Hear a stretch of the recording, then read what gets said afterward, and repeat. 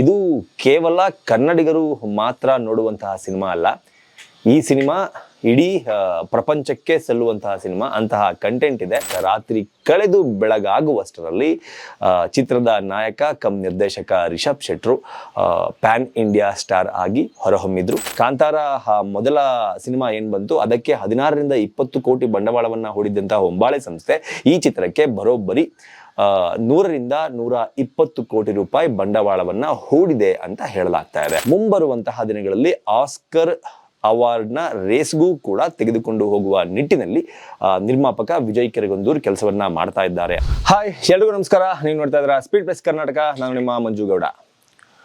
Kantara cinema release ಆದಾಗ ಅದರ ಇನ್ನೊಂದು ಭಾಗ ಬರುತ್ತೆ.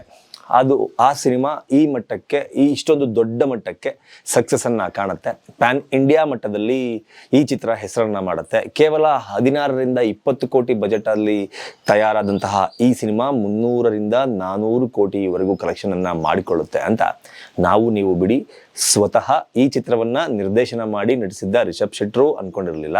ಈ ಚಿತ್ರವನ್ನ ನಿರ್ಮಾಣ ಮಾಡಿದ ಸಂಸ್ಥೆ ಆದಂತಹ ಹೊಂಬಾಳೆ ಸಂಸ್ಥೆ ಕೂಡ ಅಂದುಕೊಂಡಿರಲಿಲ್ಲ. ಆದ್ರೆ ಚಿತ್ರ ರಿಲೀಸ್ ಆದ ನಂತರ, ಚಿತ್ರವನ್ನ ನೋಡಿದ ನಂತರ ಏನು ವಿಮರ್ಶೆಗಳು ಬರೋದಕ್ಕೆ ಸ್ಟಾರ್ಟ್ ಆಯ್ತಲ್ಲ, ಇದು ಕೇವಲ ಕನ್ನಡಿಗರು ಮಾತ್ರ ನೋಡುವಂತಹ ಸಿನಿಮಾ ಅಲ್ಲ. ಈ ಸಿನಿಮಾ ಇಡೀ ಪ್ರಪಂಚಕ್ಕೆ ಸಲ್ಲುವಂತಹ ಸಿನಿಮಾ. ಅಂತಹ ಕಂಟೆಂಟ್ ಇದೆ.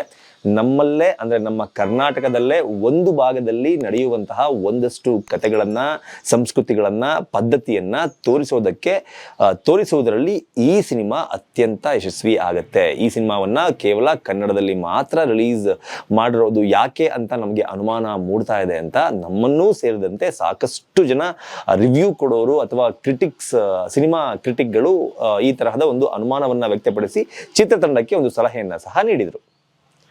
ಆ ಸಲಹೆ ಏನಪ್ಪಾ ಅಂತ ಹೇಳಿದ್ರೆ, ಇದನ್ನ ಕೇವಲ ಕನ್ನಡಕ್ಕೆ ಮಾತ್ರ ಸೀಮಿತ ಮಾಡಬೇಡಿ, ನೋಡಿ ಸಿನಿಮಾದಲ್ಲಿ ಕಂಟೆಂಟ್ ಚೆನ್ನಾಗಿದೆ, ಬಹುಶಃ ಈ ಸಿನಿಮಾ ಪ್ಯಾನ್ ಇಂಡಿಯಾ ಮಟ್ಟದಲ್ಲಿ ಸಕ್ಸಸ್ ಅನ್ನ ಕಾಣಬಹುದು ಅಂತ. ಇದನ್ನ ಅರಿತಂತಹ ಸಿನಿಮಾ ತಂಡ ಚಿತ್ರ ರಿಲೀಸ್ ಆದಂತಹ ಕೆಲವು ದಿನಗಳಲ್ಲಿ ಈ ಸಿನಿಮಾವನ್ನ ಕನ್ನಡದಲ್ಲಿ ಆಲ್ರೆಡಿ ರಿಲೀಸ್ ಆಗಿತ್ತು, ಇದರ ಜೊತೆಗೆ ಇನ್ನೂ 4 ಭಾಷೆಗಳಿಗೆ, ಅಂದ್ರೆ ಟೋಟಲ್ 5 ಭಾಷೆಗಳಲ್ಲಿ, ಅಂದ್ರೆ ಪ್ಯಾನ್ ಇಂಡಿಯಾ ಕಾನ್ಸೆಪ್ಟ್ ಏನಿದೆ 5 ಭಾಷೆಗಳಲ್ಲಿ ರಿಲೀಸ್ ಮಾಡೋದು, ಆ ಕಾನ್ಸೆಪ್ಟ್ ನಲ್ಲಿ ಈ ಚಿತ್ರವನ್ನ ಡಬ್ ಮಾಡುವ ಮೂಲಕ ಎಲ್ಲಾ ಭಾಷೆಗಳಲ್ಲೂ ರಿಲೀಸ್ ಅನ್ನ ಮಾಡಿತು. ಈ ತರಹ ರಿಲೀಸ್ ಆಗಿದ್ದೇ ತಡ ಈ ಚಿತ್ರವನ್ನ ಇಡೀ ದೇಶದಲ್ಲಿರುವ ಸಾಕಷ್ಟು ಚಿತ್ರಪ್ರೇಮಿಗಳು ಎಲ್ಲಾ ಭಾಷೆಯಲ್ಲೂ ನೋಡಿ ಮೆಚ್ಚಿಕೊಂಡು ಈ ಚಿತ್ರ 300ರಿಂದ 400ರ ಆಸುಪಾಸಿನಲ್ಲಿ 400 ಕೋಟಿ ಕಲೆಕ್ಷನ್ ಮಾಡುವ ನಿಟ್ಟಿನಲ್ಲಿ ಯಶಸ್ವಿ ಕೂಡ ಆಯಿತು.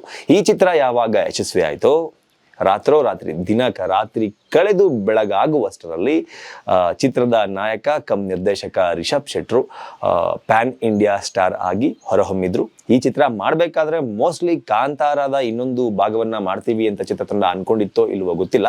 ಆದ್ರೆ ಈ ಚಿತ್ರ ಸಕ್ಸಸ್ ಆದ ಪರಿಯನ್ನ ನೋಡಿ ಇದರ ಪ್ರೀಕ್ವೆಲ್ ಅನ್ನ ಮಾಡಬೇಕು, ಇದನ್ನ ಕಾಂತಾರ ಪಾರ್ಟ್ 2 ಅಂತ ಕರೆಯೋಣ, ಇದಾದ ನಂತರ ಬರ್ತಾ ಇರುವ ಸಿನಿಮಾನ ಪಾರ್ಟ್ 1 ಅಂತ ಕರೆಯೋಣ, ಅದು ಕಾಂತಾರ ಚಿತ್ರದ ಪ್ರೀಕ್ವೆಲ್ ಅಂತ ಕರೆಯಲಾಯಿತು. ಆ ಚಿತ್ರ ಕೂಡ ಸೆಟ್ಟೇರಿದ ದಿನದಿಂದ ಇವತ್ತಿನವರೆಗೂ ಕೂಡ ಆ ಚಿತ್ರ ಹೇಗಿರಬಹುದು, ಕಾಂತಾರ ಪಾರ್ಟ್ 1 ಹೇಗಿರಬಹುದು ಎನ್ನುವ ಕುತೂಹಲ ಎಲ್ಲರಲ್ಲೂ ಇದೆ. ಈ ಸಿನಿಮಾದ ಚಿತ್ರೀಕರಣ ಆಲ್ಮೋಸ್ಟ್ 70ರಿಂದ 80 ಭಾಗ ಚಿತ್ರೀಕರಣ ಮುಗಿದಿದೆ. ಇನ್ನ 20ರಿಂದ 30 ದಿನಗಳ ಕಾಲ ಶೂಟಿಂಗ್, ಹೊರಾಂಗಣ ಚಿತ್ರದ ಚಿತ್ರೀಕರಣ ಬಾಕಿ ಇದೆ. ಒಳಾಂಗಣ ಭಾಗದಲ್ಲಿ ಚಿತ್ರೀಕರಣ ಏನೆಲ್ಲ ಮಾಡಬೇಕು ಅದು ಯಾವುದೂ ಕೂಡ ಅಡೆತಡೆ ಇಲ್ಲದಂತೆ ನಡೀತಾ ಇದೆ. ಆದ್ರೆ ಹೊರಾಂಗಣ ಚಿತ್ರೀಕರಣಕ್ಕೆ ಒಂದಷ್ಟು ಅಡೆತಡೆಗಳು ಆಗಿರೋದ್ರಿಂದ ಇನ್ನೊಂದು 20ರಿಂದ 30 ದಿನದ ಕಾಲದ ಶೂಟಿಂಗ್ ಅನ್ನ ಮುಗಿಸಿಕೊಂಡು ಚಿತ್ರತಂಡ ಪ್ರೀ ಪ್ರೊಡಕ್ಷನ್ ಕೆಲಸದ ಹಂತಕ್ಕೆ ಬಂದು ತಲುಪುತ್ತೆ. ಇದರ ಜೊತೆಗೆ ಈ ಸಿನಿಮಾ ಇದೀಗ ಸಾಕಷ್ಟು ವಿಚಾರಗಳಲ್ಲಿ ಸದ್ದನ್ನ ಮಾಡ್ತಾ ಇದೆ. ಯಾವೆಲ್ಲ ವಿಚಾರಗಳಲ್ಲಿ ಸದ್ದನ್ನ ಮಾಡ್ತಾ ಇದೆ ಅನ್ನೋದನ್ನ ಒಂದೊಂದನೇ ನಾನು ಈ ವಿಡಿಯೋದಲ್ಲಿ ನಿಮಗೆ ಹೇಳ್ತಾ ಹೋಗ್ತೀನಿ. ಮೊದಲನೇದಾಗಿ ಈ ಸಿನಿಮಾವನ್ನ 1000 ಕೋಟಿ ಬಿಸ್ನೆಸ್ ಮಾಡುವ ಸಿನಿಮಾವನ್ನಾಗಿ ಮಾಡಬೇಕು ಎನ್ನುವ ನಿಟ್ಟಿನಲ್ಲಿ ಕಾಂತಾರ ಮೊದಲ ಸಿನಿಮಾ ಏನ್ ಬಂತು ಅದಕ್ಕೆ 16ರಿಂದ 20 ಕೋಟಿ ಬಂಡವಾಳವನ್ನ ಹೂಡಿದ್ದಂತಹ ಹೊಂಬಾಳೆ ಸಂಸ್ಥೆ ಈ ಚಿತ್ರಕ್ಕೆ ಬರೋಬ್ಬರಿ 100ರಿಂದ 120 ಕೋಟಿ ರೂಪಾಯಿ ಬಂಡವಾಳವನ್ನ ಹೂಡಿದೆ ಅಂತ ಹೇಳಲಾಗ್ತಾ ಇದೆ. ಅಷ್ಟು ಅದ್ದೂರಿಯಾಗಿ ಚಿತ್ರವನ್ನ ತರೋದಕ್ಕೆ ನಿರ್ಮಾಣ ಸಂಸ್ಥೆ ಎಲ್ಲಾ ರೀತಿಯ ತಯಾರಿಗಳನ್ನ ಮಾಡ್ಕೊಂಡು ಅದರಲ್ಲಿ ಸಕ್ಸಸ್ ಕೂಡ ಆಗಿದೆ ಅಂತ ಕೇಳಿ ಬರ್ತಾ ಇದೆ. ಹೀಗೆ 100ರಿಂದ 120 ಕೋಟಿ ಬಜೆಟ್ ಅಲ್ಲಿ ತಯಾರಾಗ್ತಾ ಇರುವಂತಹ ಕಾಂತಾರ ಸಿನಿಮಾವನ್ನ ಹೇಗಾದ್ರೂ ಮಾಡಿ ಮುಂಬರುವಂತಹ ದಿನಗಳಲ್ಲಿ ಆಸ್ಕರ್ ಅವಾರ್ಡ್ನ ರೇಸ್ಗೂ ಕೂಡ ತೆಗೆದುಕೊಂಡು ಹೋಗುವ ನಿಟ್ಟಿನಲ್ಲಿ ನಿರ್ಮಾಪಕ ವಿಜಯ್ ಕೆರಗಂದೂರ್ ಕೆಲಸವನ್ನ ಮಾಡ್ತಾ ಇದ್ದಾರೆ ಅನ್ನೋದು ಕೂಡ ಗೊತ್ತಾಗಿದೆ. ಇದು ಒಂದು ಅಂಶ. ಆದರೆ ಈ ಚಿತ್ರ 100ರಿಂದ 120 ಕೋಟಿ ಬಜೆಟ್ನಲ್ಲಿ ಏನು ತಯಾರಾಗ್ತಾ ಇದೆ ಅಂತ ಹೇಳಲಾಗ್ತಾ ಇದೆ. ಈ ಚಿತ್ರ ಆಲ್ರೆಡಿ ಅಮೆಜಾನ್ ಪ್ರೈಮ್ ವಿಡಿಯೋಗೆ ಸೋಲ್ಡ್ ಔಟ್ ಆಗಿದೆ, ಅದು ಕೂಡ 150 ಕೋಟಿ ರೂಪಾಯಿಗೆ ಎನ್ನುವ ಸುದ್ದಿಗಳು ಸಹ ಮೂಲಗಳಿಂದ ತಿಳಿದು ಬರ್ತದೆ. ಅಂದ್ರೆ ಈ ಚಿತ್ರಕ್ಕೆ ಹಾಕಿರುವ ಬಜೆಟ್ಗಿಂತ ಹೆಚ್ಚಿನ ಲಾಭವನ್ನ ಕೇವಲ OTTಗೆ ಈ ಸಿನಿಮಾವನ್ನ ಸೇಲ್ ಮಾಡುವ ಮೂಲಕ ನಿರ್ಮಾಣ ಸಂಸ್ಥೆ ಲಾಭವನ್ನ ಕಂಡಿದೆ. ಈ ಚಿತ್ರತಂಡ ಲಾಭವನ್ನ ಕಂಡಿದೆ ಅಂತಾನೆ ಹೇಳಬೇಕು.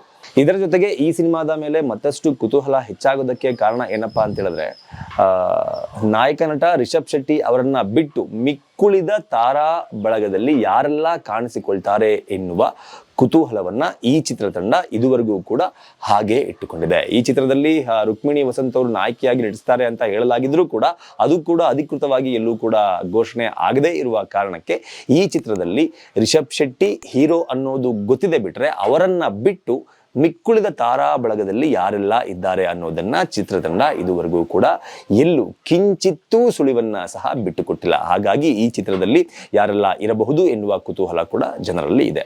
ಒಟ್ಟಾರೆ ಕಾಂತಾರ ಚಿತ್ರ ಮುಂಬರುವ ವರ್ಷ ಅಂದ್ರೆ 2025ಕ್ಕೆ ರಿಲೀಸ್ ಆಗಬಹುದು ಅಂತ ಹೇಳಲಾಗ್ತಾ ಇದೆ. ಆಲ್ಮೋಸ್ಟ್ 80% ಚಿತ್ರೀಕರಣ ಮುಗಿದಿದೆ.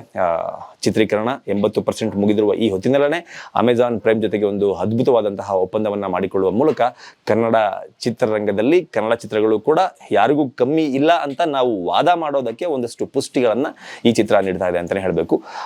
ಯಾರಿಗೆಲ್ಲ ಕಾಂತಾರ ಪ್ರೀಕ್ವೆಲ್ ಅಂದ್ರೆ ಕಾಂತಾರ ಪಾರ್ಟ್ 1 ಸಿನಿಮಾವನ್ನ ನೋಡೋದಕ್ಕೆ ತುಂಬಾ ಆಸೆ ಇದೆ, ತುದಿಗಾಲಲ್ಲಿ ಕಾಯ್ತಾ ನಿಂತಿದ್ದಾರೆ ಅನ್ನೋದನ್ನ ಕಮೆಂಟ್ ಬಾಕ್ಸ್ ಮೂಲಕ ತಿಳಿಸಿ ಅಂತ ಕೇಳ್ಕೊತಾ ಕಾಂತಾರ 1 ಚಿತ್ರದ ಬಗ್ಗೆ ನಿಮಗಿರುವ ಎಕ್ಸ್ಪೆಕ್ಟೇಷನ್ ಏನು ಅನ್ನೋದನ್ನು ಕೂಡ ಕಮೆಂಟ್ ಬಾಕ್ಸ್ ಮೂಲಕ ತಿಳಿಸಿ ಅಂತ ಕೇಳ್ಕೊತಾ ಈ ವಿಡಿಯೋನ ಮುಗಿಸ್ತಾ ಇದ್ದೀನಿ.